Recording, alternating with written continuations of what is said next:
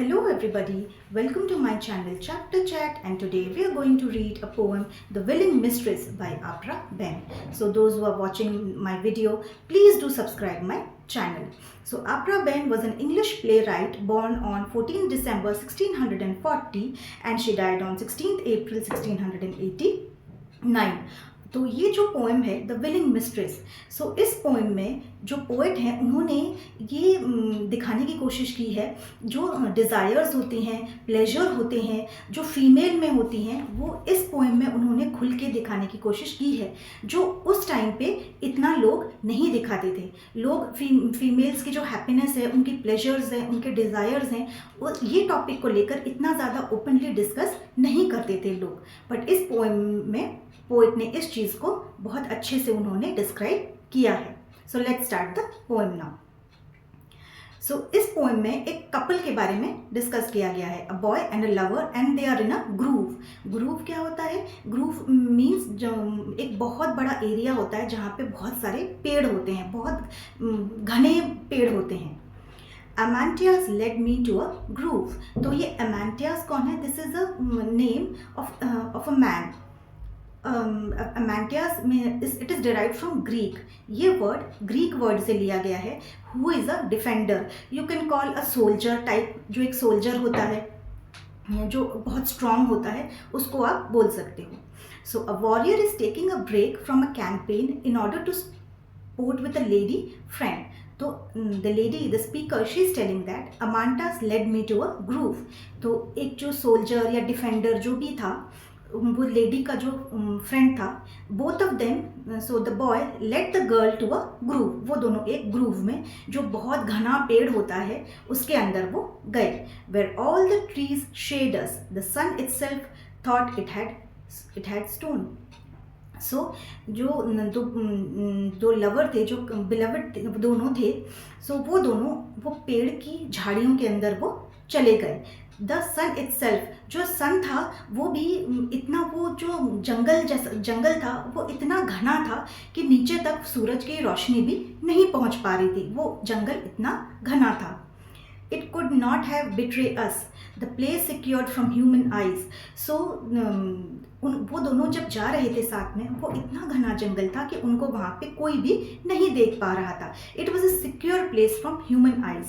Human eyes means वो जगह इतना घना था कि नॉर्मल इंसान भी उनको वहाँ पे नहीं देख पाएंगे। वो प्लेस सिक्योर था उनके लिए, इतना घना जंगल था कि कोई आसानी से आपको वहाँ पे नहीं देख पाएगा। No other fear allows, but when the winds that gently rise, dew kiss the yielding bow। So no other fear allows means उनको उस जगह में किसी चीज़ का डर नहीं था, क्योंकि वो जगह इतना सुनसान था और थोड़ा अंधेरा था, वहाँ पे सूरज की रोशनी भी नहीं पहुँच रही थी, तो वो प्लेस उन दोनों के लिए सेफ था और उनको वहाँ पे किसी चीज़ का डर नहीं था। But when the wind gently rise to kiss the building through. So जब वहाँ पे विंड, हवा चल रही थी और सारे ब्रांचेस ऐसे हिल रहे थे, वहाँ पे हिल रहे थे। तो पोइट यहाँ पे वही बोल रही हैं, ऐसे कंपेयर कर रही हैं जैसे जो हवा है वो मेल फ्रेंड है और जो फीमेल पार्टनर है तो वो ब्रांच है। तो हवा जब चलती है तो ब्रांचेस कैसे हिलते हैं, वैसे ही पोएट ने यहाँ पे वो मेल बॉय को और गर्ल को एक ब्रांच और हवा के जैसे कंपेयर किया है कि जब हवाएं चलती है तो ब्रांच जिस खुशी से कैसे झूम उठते हैं, तो वैसे ही वो लड़की अपने लवर को देख के ऐसे ही खुशी से वो वहाँ पे वो झूम उठी। Down there we sat upon the moss। So the speaker is again telling that जब वो वहाँ पे गए और उनको वहाँ पे बहुत अच्छा लगा और वो नीचे वहाँ पे मॉस क्या होता है? मॉस एक ग्रासलैंड्स होता है, जो नीचे जो फील्ड है वहाँ पे मोटी घास होती है, तो वो मोटी घास के ऊपर वो दोनों वहाँ पे बैठ गए। And did began to play, and did began to play means they started talking और वो दोनों प्यार से एक दूसरे को किस करने लगे। 1,000 and amorous sticks to pass the heat of all the day, and many kisses he did give। And 1,000 means the both of them they were passionately in love with each other। और वो इतने खुश थे एक दूसरे के साथ कि वो, जैसे usually this happens between couples, वो दोनों एक दूसरे के साथ वो किस करने लगे एक दूसरे को, to heat up their sexual desire। Many kisses he did give, many kisses he did give. he यहाँ पे किसको बोला गया है, जो बॉय है उसको.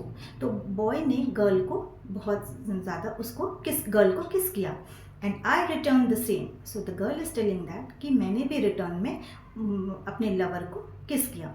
विच made me willing to receive. So वो गर्ल अपना कंसर्न दिखा रही है, वो अपना विश दिखा रही है कि yes I am also ready. जैसे तुम मुझसे प्यार करते हो मैं भी तुमसे वैसे ही प्यार करती हूँ. And to show her love she is also kissing her the lover in that which I dare not name.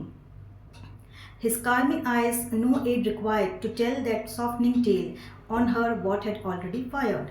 So the girl is telling that she is ready to receive all the love that she is getting from the male friend. तो वो जो girl है she is ready means वो ready है, वो boy जो भी out of love उसके साथ जो भी किस कर रहा है, बातें कर रहा है, so she is also ready for all the things that which I dare not name.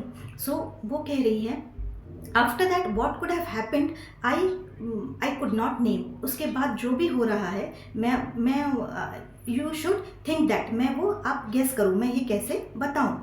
His charming eyes no it required. So उसकी आंखें देख के ऐसे लग रहा था that she is very happy and satisfied with the act that is being done there.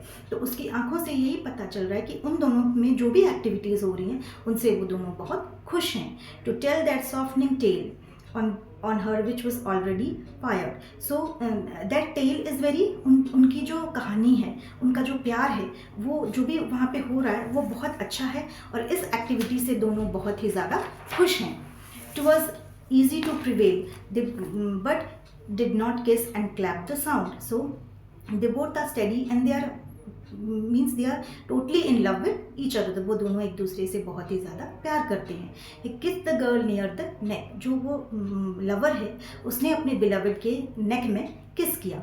Whistle those his thought except the boy expressed his thoughts. उसने जो बॉय उसको जो भी उसकी फीलिंग्स थी उसने अपने बिलवड को बता दिया सारी फीलिंग्स कि उसके लिए वो क्या फील करता है, वो कैसे वो उससे बहुत ज़्यादा प्यार करता है. और वो जैसे लवर्स और बिलवड्स के बीच में बातें होती हैं वो दोनों वहाँ पे बात करने लगे. एंड ले मी जेंटली ऑन द ग्राउंड. और फिर बॉय ने क्या किया, जेंटली उसे वो ग्राउंड में उसने उसको लेटा दिया, उसने सुलाया उसको. Who can guess the rest. और ये लास्ट लाइन है who can guess the rest. तो आप पोइट इसमें यही कहना चाहती है कि लास्ट लाइन में you can guess the rest मतलब और उसके बाद में क्या हुआ वो लवर और बिलवड के बीच में. I think you guess what has happened.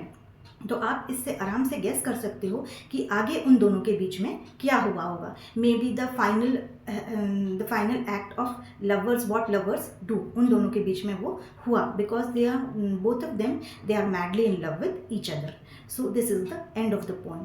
और इस पोएम में जो है उस जो मेन स्टोरी लाइन है उसका यही है कि एक लवर और बिलवड वो दोनों कैसे एक मैंगो ग्रूव होता है जो बहुत जंगल जैसे होता है वहाँ पे दोनों मिलते हैं और उन दोनों के बीच में जो बातें होती हैं और वो दोनों कैसे एक दूसरे के पास आते हैं and what are the activities वो दोनों के बीच में जो होती हैं इस पोएम में पोइट ने उस चीज़ को डिस्क्राइब किया है.